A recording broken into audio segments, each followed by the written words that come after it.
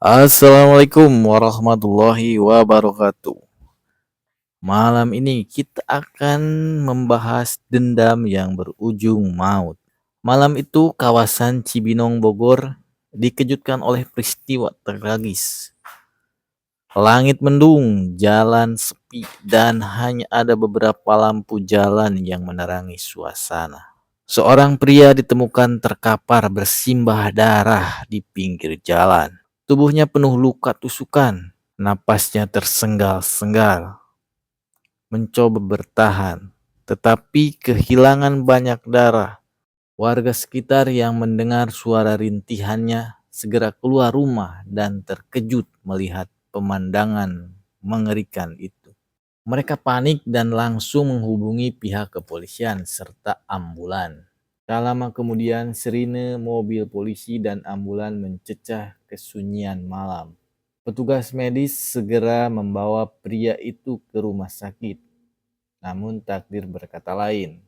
Korban yang belakangan diketahui bernama Arman, 35 tahun, menghembuskan napas terakhirnya dalam perjalanan ke rumah sakit. Ia mengalami 5 luka tusukan yang dalam, mengakibatkan pendarahan yang hebat yang tak bisa dihentikan. Warga sekitar mulai bertanya-tanya siapa yang tega melakukan hal sekeji ini. Penyelidikan dimulai. Begitu menerima laporan, tim kepolisian segera melakukan olah TKP. Garis polisi dipasang, menyisakan para penyidik yang sibuk mencari petunjuk di sekitar lokasi kejadian. Mereka menemukan bercak darah yang tersebar, menandakan bahwa korban sempat berusaha melawan sebelum akhirnya tumbang. Sebuah pisau berlumur darah ditemukan di dekat semak-semak yang diduga sebagai senjata pembunuhan. Dari keterangan saksi, terdengar suara keributan sebelum korban ditemukan terkapak tak bernyawa. Salah satu warga mengaku melihat seorang pria berjaket hitam berlari terburu-buru menjauhi dari lokasi kejadian. Polisi segera menelusuri rekaman CCTV dari warung dan rumah sekitar.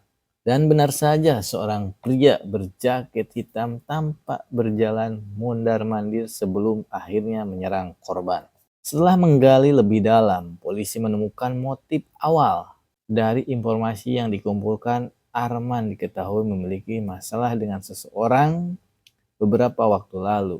Percecokan mereka sempat terekam dalam beberapa percakapan pesan singkat yang ditemukan di dalam ponsel korban. Pesan-pesan itu berisi ancaman samar yang kini mulai menjadi bukti kunci. Pelaku berhasil dibekuk. Selama berhari-hari, polisi terus menyelidiki jejak pelaku berdasarkan data CCTV dan hasil wawancara saksi.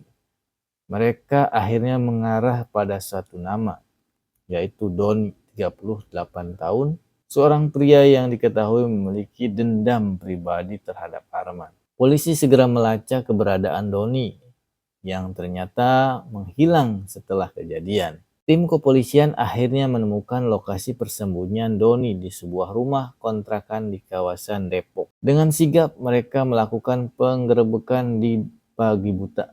Doni yang masih tertidur kaget saat polisi menerobos masuk. Ia mencoba kabur melalui pintu belakang, tetapi petugas sudah mengepung area tersebut. Tak ada lagi jalan keluar. Dengan wajah pucat, Doni akhirnya menyerah dan dibawa ke kantor polisi untuk diinterogasi.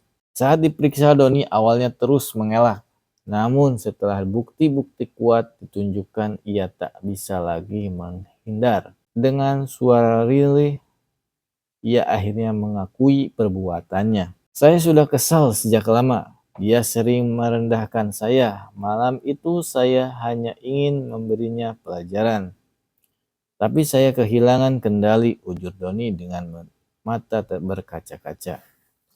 Persidangan dan hukuman.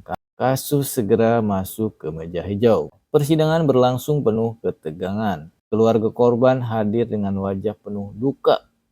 Sementara Doni duduk di kursi terdakwa dengan ekspresi menyesal. Jaksa menuntutnya dengan pasal pembunuhan berencana.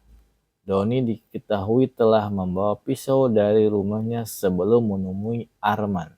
Ini menunjukkan bahwa aksinya telah direncanakan. Dalam persidangan, Doni berusaha membela diri. Ia mengaku tidak berniat membunuh, hanya ingin menakuti korban. Namun fakta berkata lain. Bukti CCTV, hasil forensik, dan kesaksian warga semakin memberatkan pasalnya. Hakim hanya menjatuhi vonis 20 tahun penjara atas tindakan kejamnya. Pelajaran dari kasus ini menjadi pelajaran bagi banyak orang bahwa amarah yang tak terkendali bisa berujung pada tindakan kejam